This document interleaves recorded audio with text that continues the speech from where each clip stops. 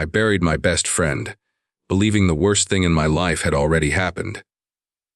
2 weeks later, his lawyer handed me a flash drive and said, "Marcus wanted you to see this alone." What was on it proved my wife had been lying to me for years, and my marriage was never what I thought it was. Hit subscribe if you believe life always finds a way to balance the scales. Because this story proves it. I never thought I would feel this kind of emptiness. The kind that sits heavy in your chest and refuses to leave, no matter how many times you take deep breaths. I stared at the polished oak coffin, listening to the soft murmur of guests exchanging condolences, and it still didn't feel real. Marcus, my best friend since childhood, was gone. Just gone. 2 weeks ago, he had been in his usual spot at our favorite diner, laughing at some dumb joke I made, telling me that I had the worst taste in music. Now, he was lying there in that cold, silent box, and I was left staring at it like the world had suddenly betrayed me. The funeral felt surreal. The sky was a dull gray, the kind that made everything look muted, washed out, as if the world itself was mourning with me. People whispered behind their hands, offering their sympathy, but it all felt distant. I couldn't focus on the words. I couldn't even process their faces. The only thing I could feel was the hollow ache where Marcus' laughter used to be.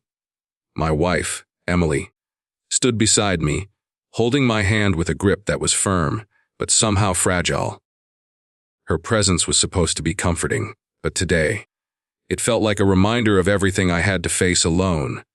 She leaned in slightly, whispering, "I'm here for you," but I barely heard her. As the minister spoke, recounting Marcus' life, I found myself drifting through memories. Late nights sitting on his couch, beers in hand, talking about everything and nothing. Road trips we had planned but never taken. The stupid arguments we laughed about afterwards. Every memory hit me like a wave, each one a cruel reminder that those moments were now frozen in time, unreachable. I noticed Emily watching me out of the corner of my eye. Her expression was unreadable. Concern, maybe, but something else too. There was a tension in her jaw, a subtle line between her brows that I hadn't seen before. She said nothing, just squeezed my hand occasionally, but I could feel her unease. I tried to dismiss it, telling myself that grief affects people differently, that she was just as sad as I was. But part of me couldn't shake the feeling that she was hiding something. I shook my head and forced myself to focus on the eulogy. Marcus deserved that much, at least. After the service, we moved outside, where the casket was lowered into the ground. The cool wind cut through my coat, and I could smell the damp earth, a scent that felt permanently linked to loss now. Friends and family filed past, each one offering their hugs, their murmured condolences, their polite smiles. I tried to nod, to respond, to act like I was processing it. But the truth was, I felt like a shell of myself. Emily stayed close, but every now and then, I caught her looking past me, her eyes scanning the crowd or the horizon. Something about her glance didn't sit right with me, and I pushed the thought away. Marcus' death had turned my world upside down. Maybe I was just paranoid. That night, we returned home in silence. Emily made tea, handed it to me without saying a word, and we sat on the couch, the empty space beside me feeling even heavier.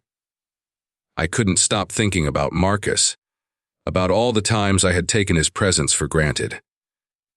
I kept replaying the last conversation we had, the jokes, the laughter, the casual way he had said he'd call me later. I hadn't realized it would be the last time I'd hear his voice. Then, as if the universe wanted to punish me further, the phone rang the next morning. I didn't recognize the number at first, but something in my gut made me answer. A deep, calm voice spoke on the other end. "Is this Daniel Harris? My name is Mr. Clayton. I'm Marcus' lawyer. I need to speak with you about something he asked me to give you. It's important." Can you come to my office today? My heart started pounding. Important. What could be so urgent that Marcus, of all people, would arrange something after he was gone? I hung up and looked at Emily, who was sitting across from me, scrolling on her phone. It's Marcus' lawyer, I said. He wants me to come in about something Marcus left for me. Her reaction was subtle, but immediate. A slight tightening of her lips, a blink that lasted too long, a brief flicker of something unreadable in her eyes. That's good, she said softly, almost too quickly. Go see him. I nodded, but that uneasy feeling I'd felt at the funeral returned, heavier this time. It was as if Marcus' absence had opened a door, and I was about to walk into a room I wasn't prepared for. The thought of what this lawyer might give me, the weight of Marcus' final instructions, twisted my stomach into knots. I couldn't know it yet, but my life was about to change in ways I never imagined, and the person I trusted the most might be at the center of it all. The next morning, I woke up with a tight knot in my chest. Sleep hadn't touched me properly. Every time I closed my eyes, I saw Marcus's face, frozen in that pale, still expression from the coffin. The thought of going to see his lawyer should have felt mundane, procedural even, but instead, it felt like stepping into a room where the rules of reality might bend. Emily made breakfast, though neither of us ate. She murmured something about needing to run errands later, but I barely heard her. My mind was consumed with the phone call from Mr. Clayton, Marcus a lawyer. The drive to his office was quiet, almost unnervingly so. The streets of our neighborhood passed by in a blur, the early morning sunlight doing little to lift the heaviness in my chest. I kept thinking about Marcus' words from our last conversation. Light-hearted, meaningless jokes now weighted with finality. What could he have left for me that would require a lawyer? A will, maybe. But the lawyer's voice had been strangely urgent, almost secretive. That unease gnawed at me the entire way there. I arrived at the office, a modest building tucked between a coffee shop and a florist. The sign read, Clayton and Partners, Attorneys at Law, polished brass letters glinting in the sun. I entered and was greeted by a secretary who gave me a polite nod and directed me to a small waiting area. The office smelled faintly of leather and paper, a comforting scent that somehow did nothing to calm my nerves. Minutes dragged by like hours, and my hands fidgeted with the sleeve of my jacket. Every time the door to the inner office opened, my heart jumped, thinking it might be Mr. Clayton. Finally, he appeared, a tall man in a sharp gray suit, his hair streaked with silver. He had an air of quiet authority, and his eyes, though calm, carried a weight that made me uncomfortable. Mr. Harris, he said, extending a hand. His grip was firm but not aggressive. Please, come in. The office was neat, almost sterile, with a large mahogany desk dominating the room. He gestured to a chair opposite him. I'll get straight to the point, he said. Marcus left something for you. He asked me to make sure you received it personally and that you viewed it alone. It's sensitive. I swallowed hard, trying to keep my voice steady. Sensitive how? He hesitated, choosing his words carefully. It's information Marcus wanted you to see, regarding matters he considered important for your personal life. He made it very clear that he trusted you to handle it responsibly. My stomach twisted. Something about the way he said it made my hands clammy. This wasn't just a letter or a simple note. Marcus had entrusted him with something he deemed critical for me to know. My mind raced through possibilities. Legal documents, a confession, maybe something related to his business affairs. But then I thought of Emily, and an unshakable unease settled over me. Mr. Clayton opened a small drawer and pulled out a slim black flash drive. He held it delicately between his fingers, almost reverently. Marcus asked me to give this to you. He wanted you to know the truth. whatever that truth might cost. I took it, my fingers brushing against the cold plastic. The weight of it felt heavier than any physical object I'd ever held. I looked up at Mr. Clayton. Truth about what? He shook his head slightly. He didn't say. Just make sure you watch it alone. He believed it was the kind of thing that could change your life. I nodded, though the words barely registered. I thanked him, left the office, and got into my car, the flash drive clutched in my hand like a ticking bomb. The drive felt alien in my palm, a small rectangle with the potential to rewrite everything I thought I knew. Driving home, I debated what to do. Part of me wanted to open it immediately, to uncover whatever secrets Marcus had left behind. Another part of me, a smaller, quieter part, warned me to wait, to prepare myself. But the urgency in Mr. Clayton's voice echoed in my mind, making hesitation impossible. When I walked through the front door, Emily was still sitting at the kitchen table, scrolling on her phone. She glanced up as I entered, offering a small smile. "Back already?" she asked, but her tone didn't reach her eyes. They seemed cautious, almost wary. I forced a smile, nodding. "Yeah, that lawyer. Marcus' lawyer. He gave me something." I held up the flash drive, watching her reaction closely. Her eyes flicked to it, then away, just for a fraction of a second, but enough to make my heart stutter. She said nothing, just nodded. "Okay," she murmured. Her hands fidgeted with the hem of her sleeve. I couldn't tell if it was nervousness or guilt. But the thought that she might already know something Marcus wanted to reveal made my chest tighten. I went to my study, closed the door, and sat down at my desk. The room was quiet, the only sound the faint hum of the computer. I plugged in the flash drive, feeling a surge of adrenaline that made my hands shake. What I was about to see could change everything. My life, my marriage, my perception of the people I loved most. The computer screen flickered and a folder appeared. It contained multiple files, videos, audio recordings, documents. Each file was named with dates and cryptic titles. My pulse quickened. I opened the first video. It was Marcus. His face looked tired but determined. "Daniel," he said, his voice low, almost urgent. "If you're seeing this, then I'm gone. There are things you need to know about Emily. I tried to tell you while I was alive, but some things are better seen than spoken. Please, just watch carefully. I did this to protect you." My hands went cold. My best friend, gone for barely a week, had left me a message about my wife. My heart pounded as I watched him speak, the words sinking deep into my mind. The unease I had felt at the funeral, the subtle tension in Emily's behavior, it all started to make a twisted sort of sense. I paused the video, my head spinning. The idea that my marriage, the life I had built, could be built on lies was almost too much to bear. Yet, deep down, I knew I couldn't turn back. I had to see the truth. Marcus had trusted me with it. I owed him that much. I took a deep breath, clicked play on the next file, and braced myself. Whatever I was about to discover, I knew life as I knew it would never be the same. I stared at the screen, my hands trembling as I clicked on the next file. It was a series of videos, each one seemingly recorded over the past few years. At first, they were innocuous.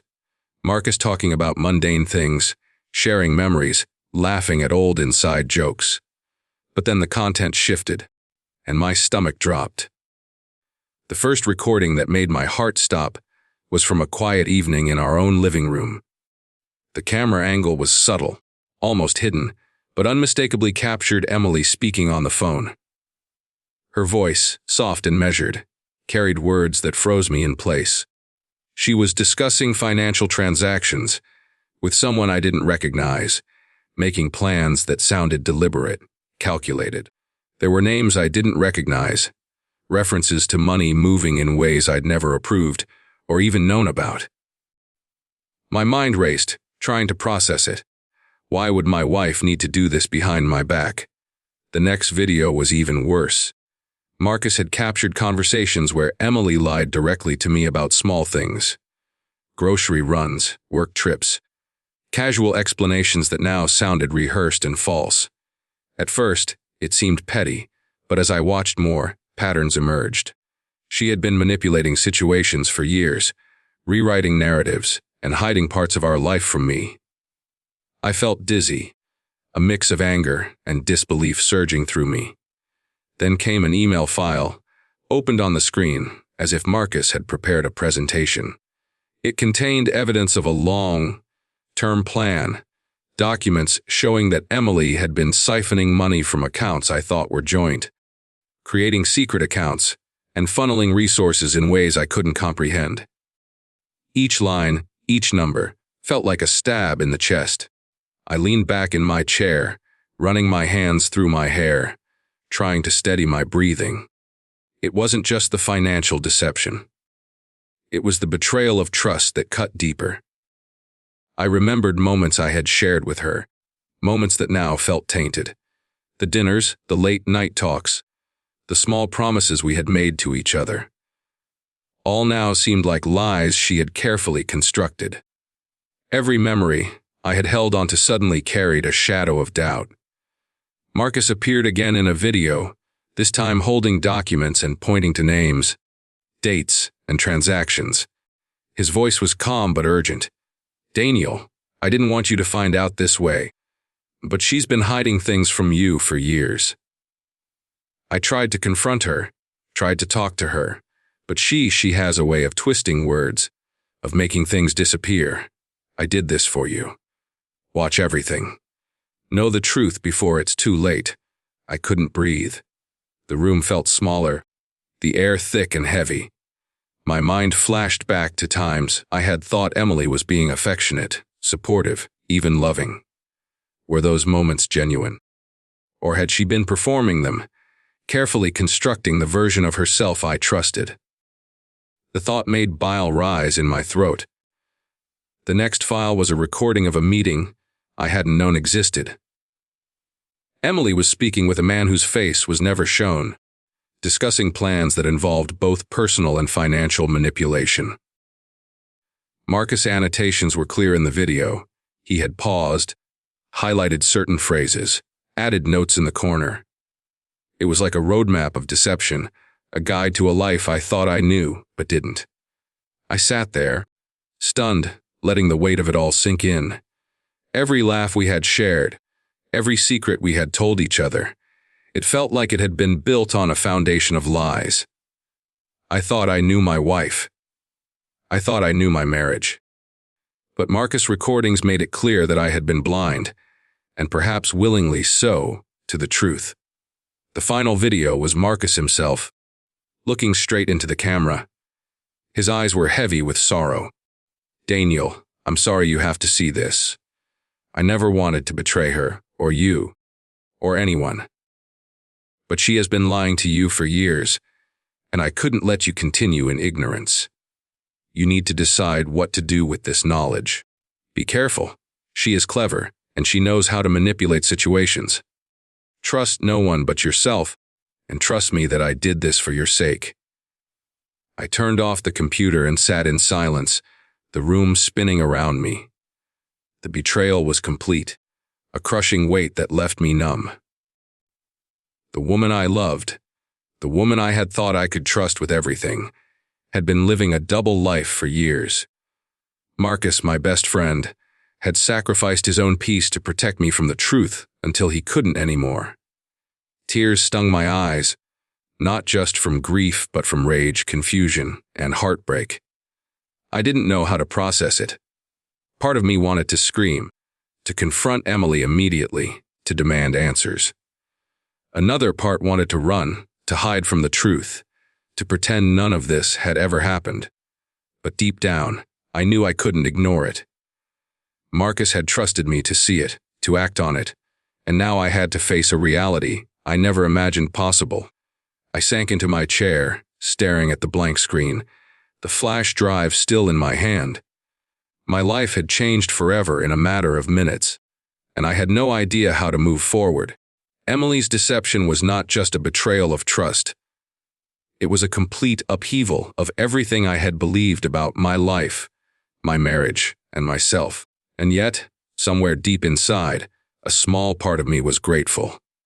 Grateful that Marcus had left me this, that I could see the truth before it was too late.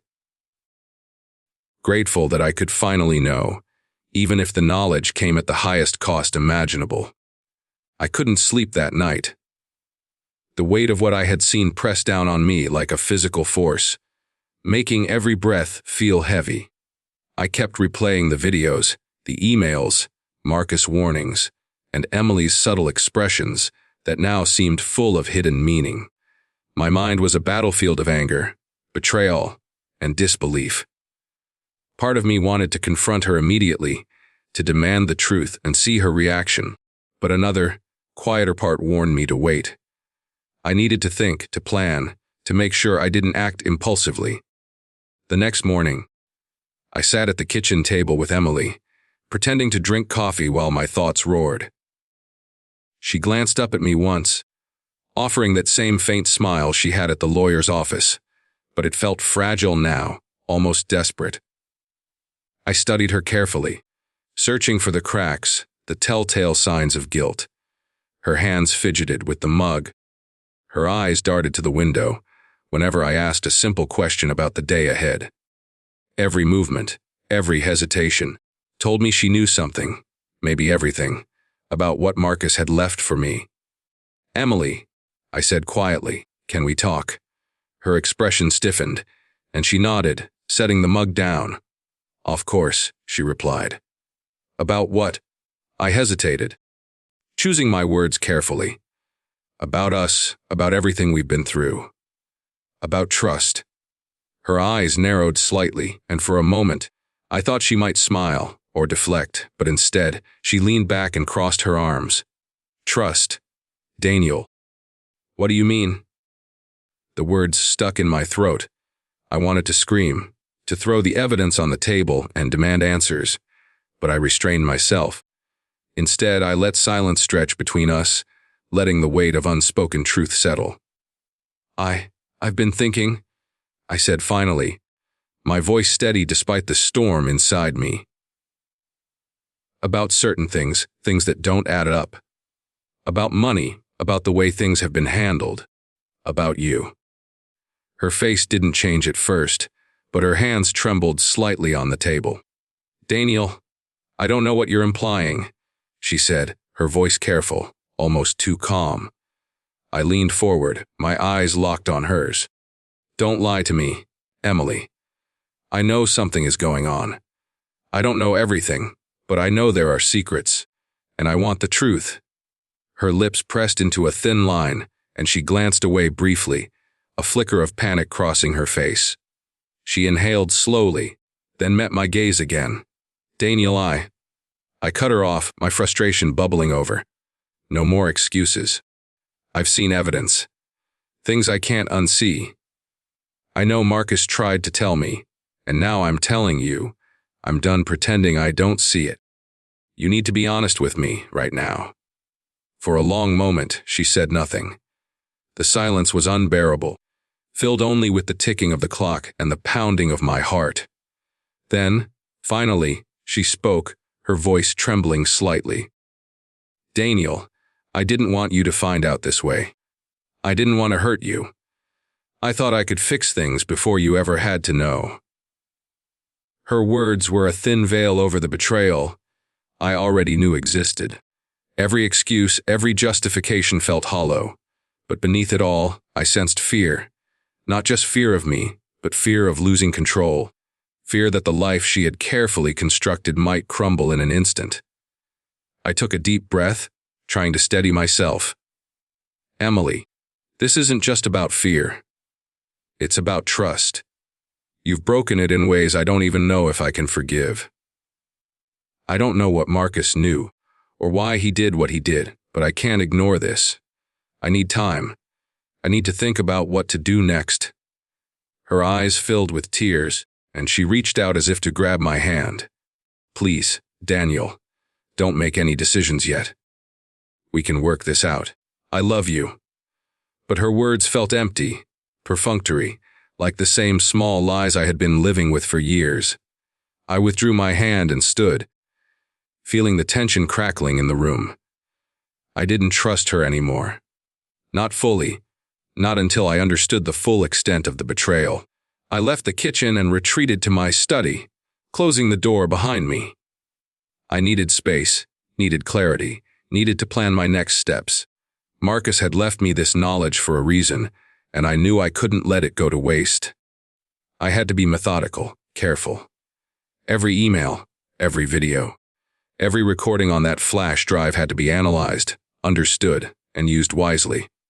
Sitting alone, I let my anger and heartbreak mingle with determination. Emily had betrayed me, yes, but Marcus had given me the tools to protect myself. The thought of confronting her further, of exposing the lies completely, filled me with both dread and resolve. I wasn't sure how it would end, but I knew one thing: nothing would ever be the same. I spent the next few days in a fog of meticulous investigation.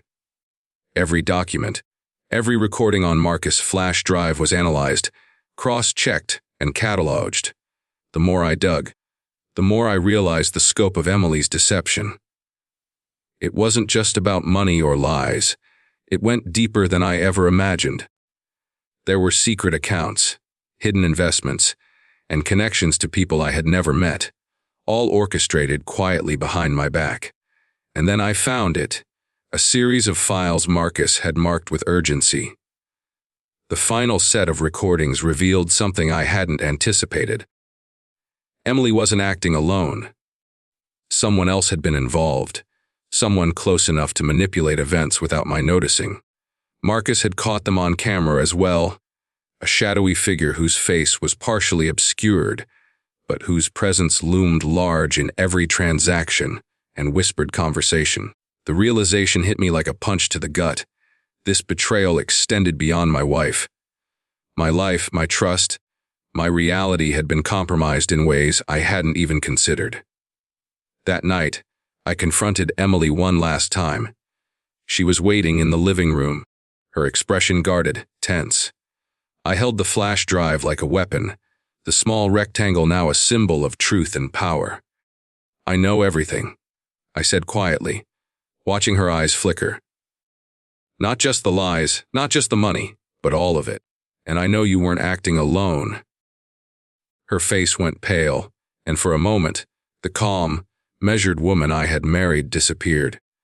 She opened her mouth to speak, then hesitated, as if choosing her words carefully. "Daniel, I can explain." But I held up my hand, stopping her. "No, I've heard enough excuses. Marcus left me this for a reason. I trusted him, and now I know the truth. You thought you could hide everything, but you underestimated him, and me." The tension in the room was suffocating. Emily's eyes welled up with tears, but there was no remorse, only fear. The facade had cracked, revealing the complexity of the betrayal, the web she had spun for years. I realized then that Marcus hadn't just been my friend. He had been my protector, quietly documenting everything to give me a chance to act. I didn't yell. I didn't plead. I simply walked out of the room and returned to my study.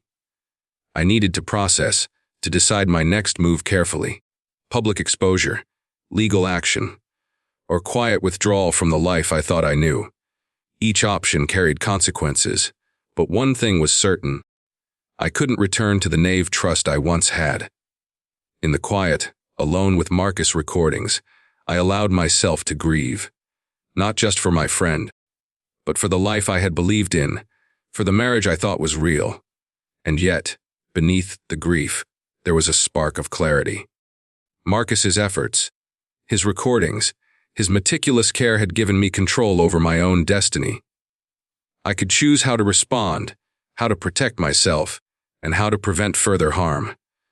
I left the study that night with a strange mix of sorrow and determination. The betrayal had cut deep, but the truth had also given me strength. Emily had lied for years, but I had Marcus' gift, the knowledge I needed to rebuild my life on my own terms. As I looked out the window at the quiet streets, I knew one thing: nothing would ever be the same, and I was no longer powerless.